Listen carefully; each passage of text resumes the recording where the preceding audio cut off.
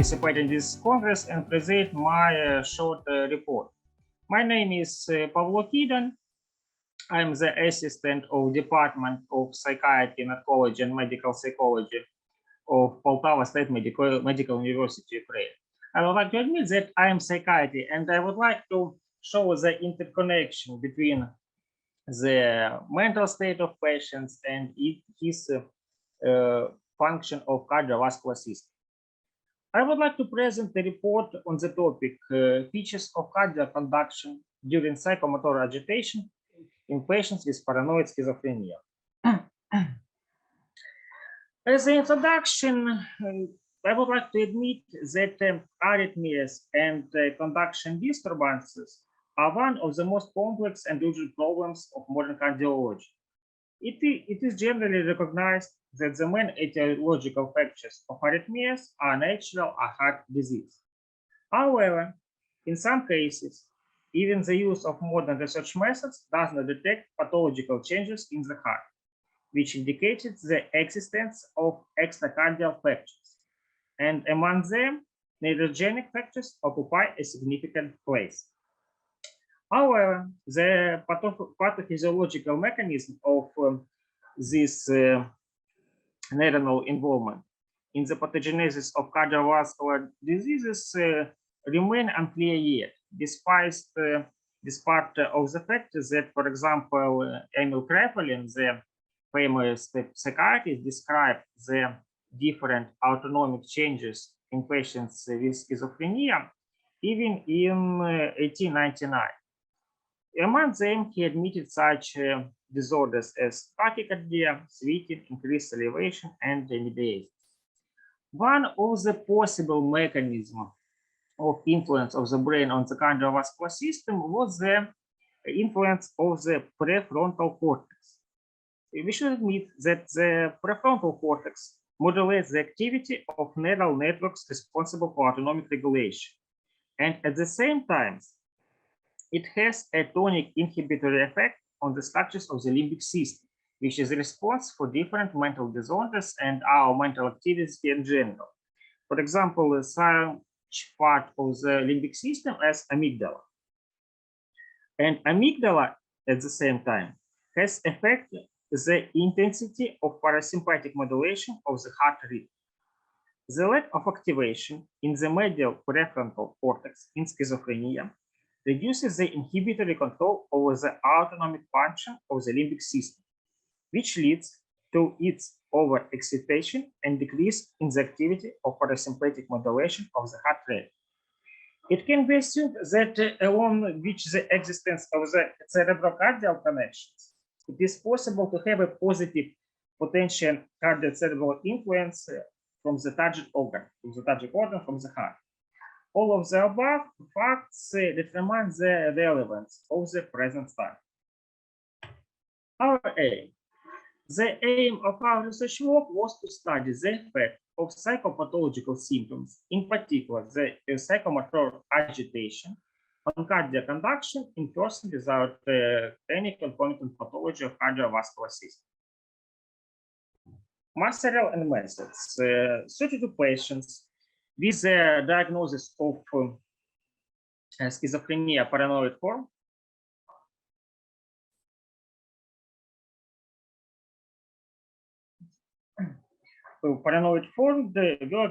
were examined. Concomitant cardiac pathology in patients was absent. The main methods of research were electrocardiographical and clinical psychopathological. The electrocardiographic methods was implemented using a 12-lead electrocardiogram. The entire ECG was analyzed for the presence of pathological changes, and the special attention was paid to its two indicators, the heart rate and QT intervals. These two electrocardiogram indicators are interrelated. The QT intervals constantly changes and becomes shorter with an increase in heart rate, like all other intervals segments of the ECG, and lengthens with a decrease in heart rate. ceasing to lengthens when it drops below 60 beats per minute. The QT interval is extremely important in the ECG analysis. Why? Because QT prolongation is associated with the increased risk of fatal arrhythmias. During performing our research, we used two formulas for calculating QT interval, the Bazet formula and the Friedrich formula. Two formulas we used because the Bazet formula, despite its widespread use in the electrocardiography and the largest evidence base, should be used with caution, because for heart rate less 60 or heart rate more than 100 beats per minute, the error becomes large.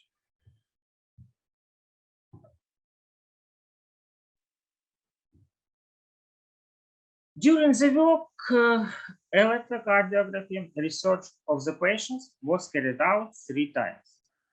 The first time, when the patient was not in the state of psychomotor agitation and there were no productive, excuse me,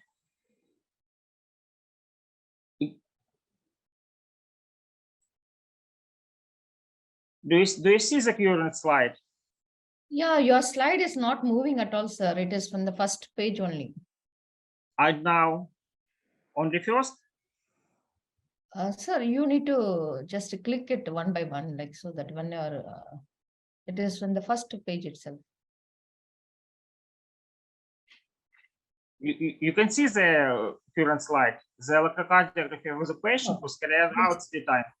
Your PowerPoint was visible. Now it is not, but it was not moving.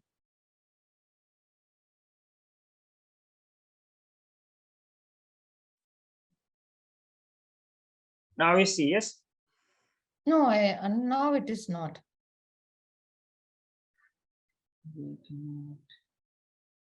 You need to share it, sir. Yes, and now?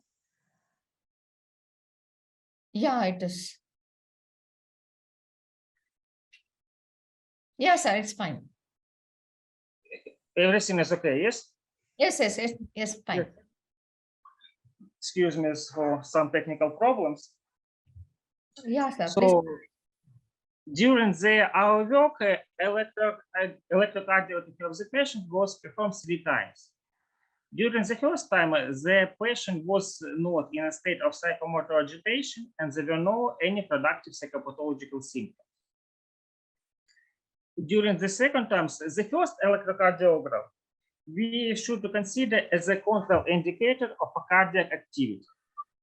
The second time was when the patient was not in a state of psychomotor agitation, but productive psychopathological symptoms of a psychotic level were present. These were such symptoms as illusions, hallucinations, delusions, which were accompanied by a pronounced effect of fear and anxiety. And the third electrocardiography was performed when the patient was in the state of pronounced psychomotor agitation. It is known that the frequency of negative cardiovascular effects of psychotropic therapy reach 75% according to clinical trials. So, in order to identify the influence of the psychopathological symptoms on cardiac conduction and exclude the effects of neuroleptics of antipsychotic therapy, one of the criteria of inclusion of patients in the study was the absence of changes in the ongoing antipsychotic therapy. So what results we got?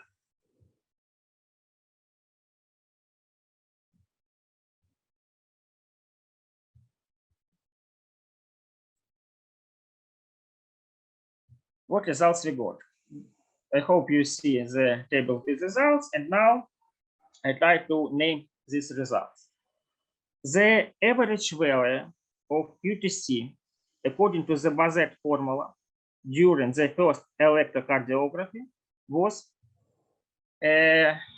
450, during the second 442, during the third 466. In all cases, the QTC time during the second and the third ECG recording was longer comparing to the first. The average value in the difference between first and the second electrocardiography was about 27 milliseconds.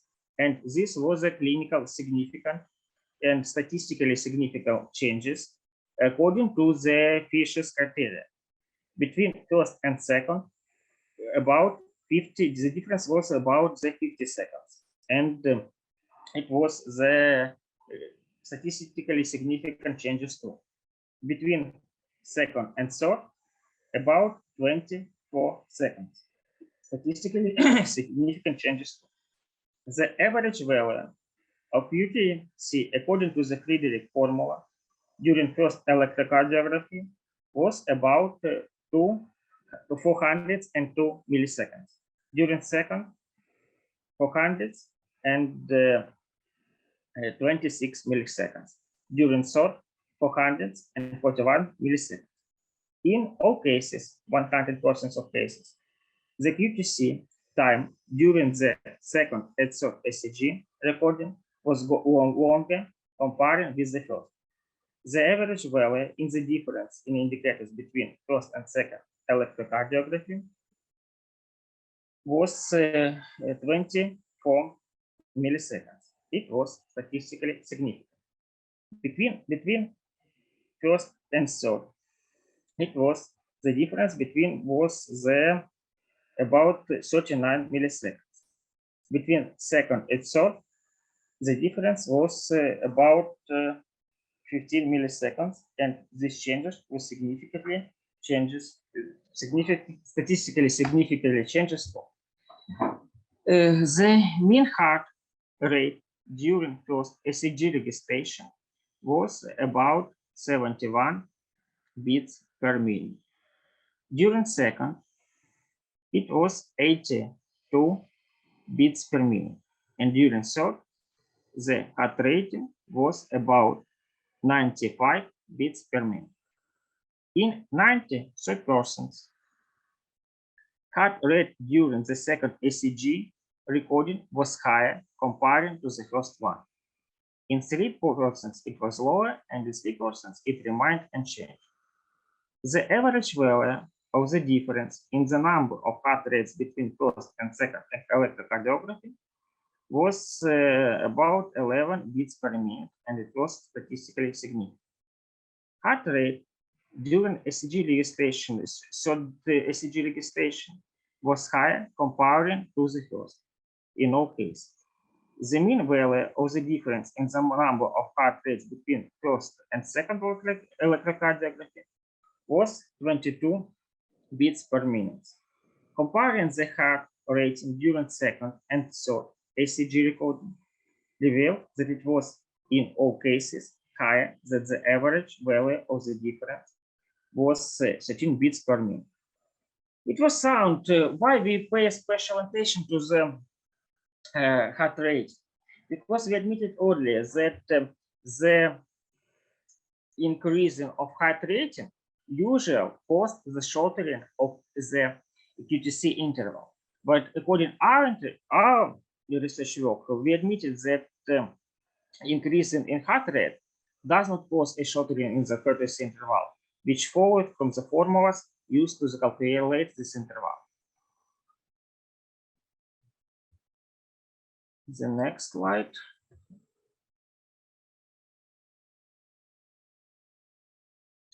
Analyzing the total ECG indicators, it was revealed that during the first electrocardiography, it corresponds to the age and physiological mode in 97% of cases. And non-specific changes in the T wave were present in about 3% of cases.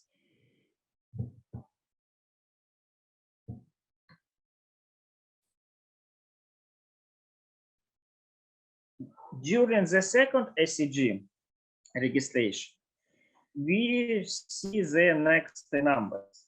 in about 87% of cases, it corresponds to the norm. And in 12%, there were non-specific changes in the ST segment and the T wave.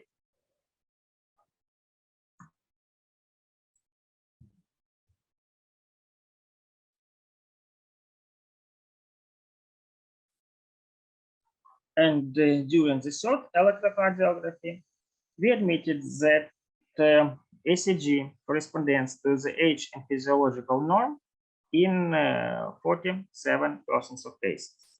And in 53%, we see the different borderline changes. And these changes were in the form of sinus tachycardia in about 16%, and in the form of non-specific changes in the ST segment and T wave in about 38%.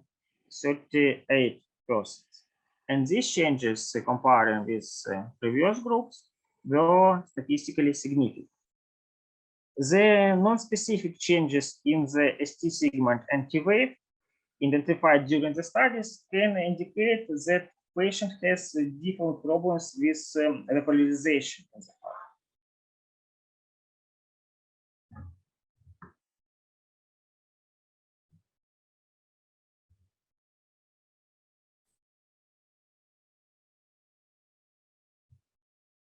What conclusions we have from our research work? That psychopathological symptoms, especially in the presence of psychomotor agitation. The psychomotor agitation was different types, for example, hallucinatory paranoid, depressive paranoid, paranoid, negatively affect on the indicators of cardiac activity and somatic healthy individuals. The second, psychopathological symptoms cause prolongation of the QTC interval, and this prolongation is statistically significant. The greatest prolongation of the QT interval is observed during the psychomotor agitation. And the third, non-specific changes in the ST segment and T wave, which indicate apparent repolarization and myocardial hypoxia, can be caused by psychomotor agitation.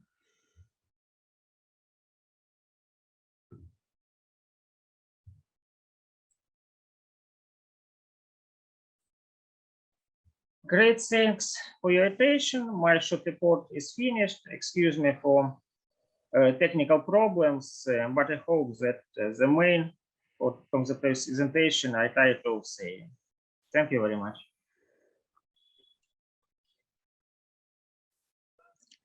Thank you very much, Doctor. Any questions?